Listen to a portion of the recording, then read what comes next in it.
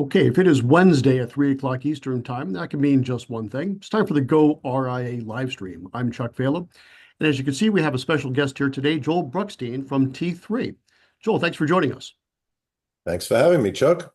All right, well, it must be that time of year again. Conference season is kicking off, and we'll be taking the goRIA MBS, as we like to call it, the mobile broadcasting studio, to your infamous T3 conference in Dallas.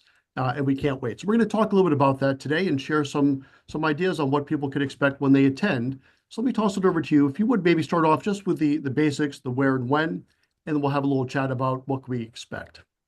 Sure. This is our 21st annual T3 conference. We're in downtown Dallas. It's March 3rd through March 6th. You can register at t3conferences.com. And what else do you want to know? All right. Well, here's the format. So we've been doing this goRIA on location now for about a year. I think we covered 4 conferences last year. This year, we're doubling that to about 8 conferences. And yours is, without question, my favorite one for technology because it's all about tech. I happen to love tech. That's my sweet spot. So what we're trying to do when we're putting a spotlight on these conferences that we love so much is talk about 3 things: content, experiences, and connection. Maybe just go through that. So content-wise, I know it's very tech-focused, but what can you tell us in the audience on what they can expect this year from a content perspective? Sure, you're right. It is tech-focused. I mean, that's why people come to T3. It's all about the tech. We are really not the leading. We are the only pure tech conference for the RIA and independent IBD channel. And we also attract a wider audience than that, but that's our main focus. So what you can expect from T3 is great content, cutting edge content every year. I think we like to have something for everybody, so you don't need to be a true techie. We try and put a lot of the nomenclature aside and talk in plain English so the average RIA can understand it, but we do have some more advanced sessions for people who are a little more techie.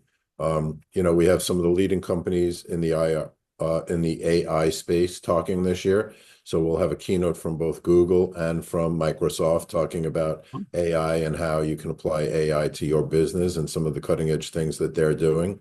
We obviously will be talking about the major announcements from all of our sponsors. A lot of them save up their major announcements for T3. We have a number of new companies that we're introducing into the space that have never been at a conference before and most people don't know about. And we think we have one of the best lineups ever. Yeah, and I'm not going to disagree with that. And as an RIA myself and someone who went RIA 6 years ago now, what I love about conferences in general and what I love about your conference being tech focused is if you are a breakaway advisor, you're looking to set up your own shop, technology is without question the cornerstone of what you want to look at. And the good news and bad news about technology is exactly the same thing, is there's so much of it, right? The good news is there's a ton. The bad news or the challenge is there's a ton. And what I like about the T3 is I can go there, kick the tires of 4 or 5 different types of technologies, and then figure out the ones I really want to do a deep dive in afterwards. And I think that's probably one of the biggest value propositions you offer to advisors that are shopping for technology, either new technology or perhaps newer technology, as we'll be doing for a couple of our tech components actually while we're there as well. Yeah, I think that's a good Yeah. point. I mean, look, we have people who come to T3 who never go to a session. They spend the whole time in the exhibit hall simply because they're looking for technology. I think our exhibit hall is unique in the industry. In many other conferences that I go to, people try and avoid the exhibit hall. People here love to engage with our exhibit hall. That's why they're here. They can talk to some of the leading technologists in the industry. They can do deep dive demos and really get to know the tech, and you can cover an amazing amount of ground in a very short period of time. Yeah, and that really is true. And especially when there is so much tech to look at, to be able to touch and feel and kick the tires all in one spot, all in a matter of a couple of days, that truly is very powerful. Okay, that's one of 3, right? So that's the content. Let's move on to experiences. Experiences beginning to be a very big part of conferences. It's not enough just to have the content and the exhibitions, but people want a great experience. What do you have planned for us this year? Well, look, we always try and curate a great experience. And again, a lot of it in our case is around the exhibit hall because we think people are there to experience technology. So you have the chance to really have a truly unique technology experience. There's always some fun things in the exhibit hall. I'm not going to give away anybody's thunder. We also put on, a great party at the end of the conference, and I think we have a great venue this year, and it's also going to be a very exciting experience. So, we really try, obviously, to make the experience around technology, because that's why people are there, but we also want people to have fun. Without question. And it is a fun time for sure. All right, that brings us to the third, connections. And I say this a lot when talking about conferences. I love the content, I love the experiences, but as an advisor myself, I find nothing more valuable than sitting down at one of the lunch tables or between the sessions or for one of your happy hours, talking with other advisors and hearing firsthand from them, not a salesperson, but from them, what do they like about their tech stack? What do they not like about their tech stack? And those connections with other advisors, peer to peer, I think is the most valuable thing in your conference and really most conferences. Talk, if you would, a little bit, please, on how you're helping get these connections going to facilitate these types of conversations. Well, I think anybody who's been to T3 before will tell you there really is a sense of community there. Yeah. We set aside times where people can network and talk, right? Whether it's in the morning at breakfast, lunch breaks, coffee breaks. Again, a lot of it is around technology. You can just walk around the exhibit hall and you'll be talking to other advisors and engaging with them. People always saying, hey, what have you seen here that's interesting, whatnot, those kind of things. Always we have after hours. And quite frankly, when people have a few drinks, they tend to loosen up and be even more open about what they're doing. And, people always at T3 late into the night are engaging and talking about technology. So I would say for the early birds, people who are up at 7 o'clock, there's going to be people with a cup of coffee who want to talk to you about tech.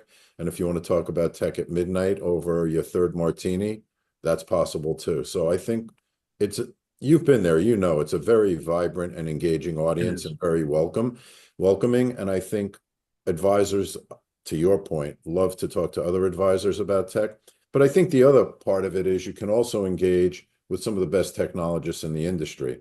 So those people are also roaming around in the morning and the evening, and they're not salespeople. We encourage a lot of the actual developers of the software and the presidents of the company to come. So it's different even in the exhibit hall and the kind of people you're going to meet there. You're going to meet the technologists, the people who actually build the software, so you can give feedback to them about what you like and what you don't like. And those folks go home, prioritize their development schedule. And a lot of that is based on what they hear and see at T3. Absolutely. And I'll attest to that. So I was there last year, and we're an e-money shop. And I had the chance to speak with the guys that press the buttons that are doing the coding. Yeah. And I was like, hey, how about this, and that? And they were like, yeah, we're working on something like that. And that led to a conversation, an ongoing conversation. And they're making our firm actually a beta firm for one of their rollouts for something that we were interested in. That's so powerful to have that level of access to the people that are creating that code and you can have some influence on how that product evolves. So I think that's a really good thing. Well, if you think about it, the advisors who come to T3 are a little more tech forward than the audience in general. And because of that, they're very thoughtful. And so it's a great opportunity for the companies to engage with leading edge advisors who are on the leading edge of tech and hear what they want. And so, yes, a lot of them use T3 as market research. Very cool. All right. Well, I think that's a good place to put a pin in it for today, Joel. So again, the conference, just give us the dates one more time, please. Sure. March 3rd through 6th, downtown Dallas at the Hyatt Regency. It's going to be a great conference. We're very, very excited about the content this year. You can go to our website, look at the speakers. We're putting them up as we sign them up, and also looking at the schedule. It's going to be a great event. I guarantee it. Absolutely. I'm looking forward to it already. And that's it for today. So Joel, thanks for joining us. I appreciate you taking some time. Thank you very much, Chuck. You bet. So on behalf of goRIA, fueled by Investment News, I'm Chuck 𝙤𝙤𝙍𝙖. We'll see you next week with some more content. And Joel, I'll see you in Dallas later on in this spring. We'll take care. See you. Thank you.